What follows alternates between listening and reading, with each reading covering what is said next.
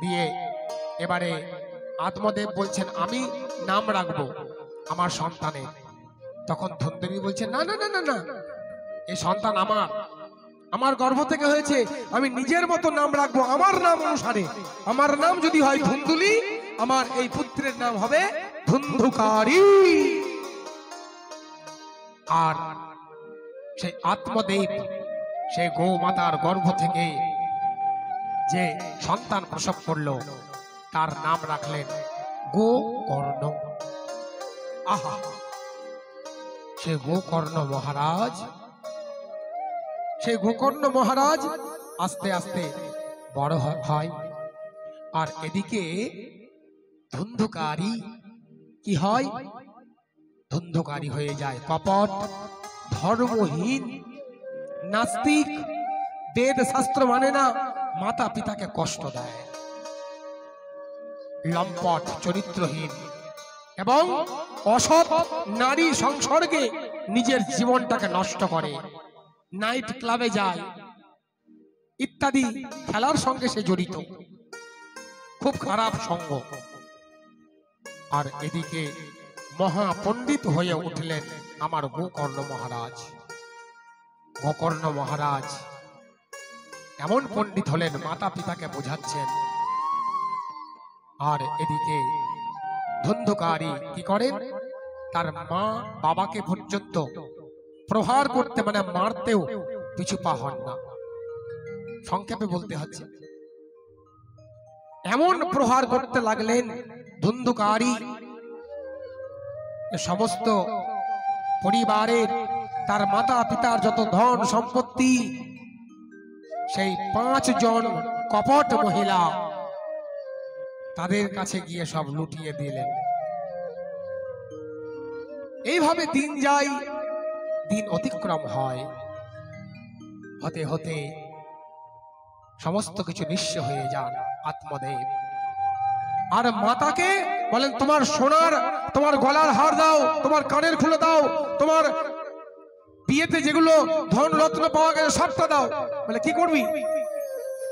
যে আমি বিভিন্ন খেলা খেলবো, জুয়া খেলবো, পাশা খেলবো, নাইট ক্লাবে যাবো, তুমি দাও।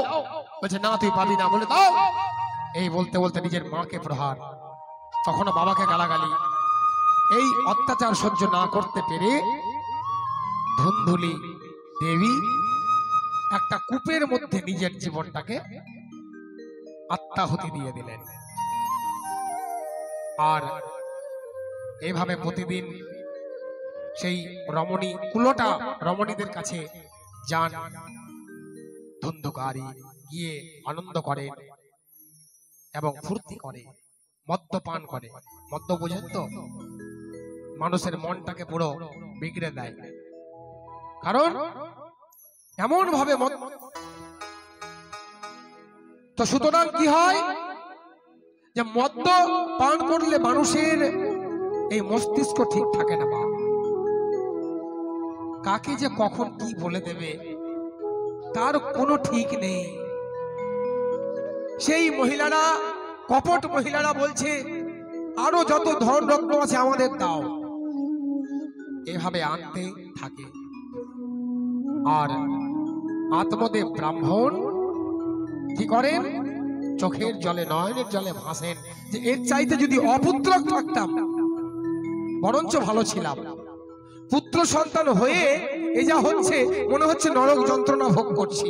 এমন পুত্র হওয়ার চাইতে না হলে অনেক বেটার, ভালো ছিল। কেন যে আমি চাইতে গেলাম?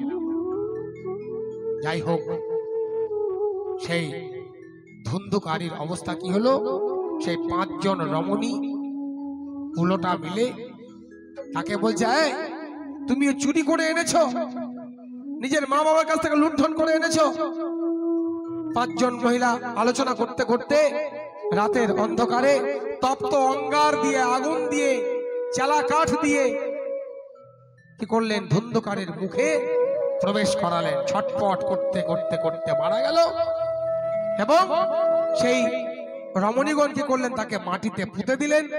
যে কেউ যদি জিজ্ঞাসা করে কোথায় গেল ধুন্ধুকারী, তখন আমরা বলবো যে আমাদের স্বামী দূর দেশে গেছে বাণিজ্য করতে। কারণ মাথায় রাখবেন, মানুষের অন্তরে কিন্তু আরেক রূপ থাকে, বাইরে আরেক রূপ থাকে, তাই সাবধান। সেই সমস্ত রমণীদের কাছ থেকে সাবধান। মাধো তিষ্ঠাতে জিহ্বাগ্রে হৃদয়ে তো হালাহালাম। সেই সমস্ত রমণীদের কাছ থেকে সাবধান যাদের মুখে দেখবেন মিষ্টি। দেখছেন আপনার সামনে অতিরিক্ত প্রশংসা যে করে, সন্দেহ করবেন পিছনে কিন্তু আপনার সবচাইতে সে বড় শত্রু হতে পারে। তা সুতরাং এই জন্য এগুলো শাস্ত্র, ভাগবত বলুন, শিবপুরাণ, যে কোনো শাস্ত্র। আজকে ব্যাসজি যে লিখেছেন এই আত্মদেবের কাহিনী বলুন, নারদ ভক্তিদেবীর সংবাদ বলুন, কি জন্য? ওই আমার আপনাদের মতো সাধারণ জীবকে শিক্ষা দেওয়ার জন্য কোন উপমার মাধ্যমে, দৃষ্টান্তের মাধ্যমে, ভাগবত শাস্ত্রের মাধ্যমে সেগুলোকে প্রকাশ করেছেন, যাতে করে আমরা বা আমাদের মতো কলিহত জীবের চিত্ত শোধন হয়। প্রেম সে বলো রাধে রাধে।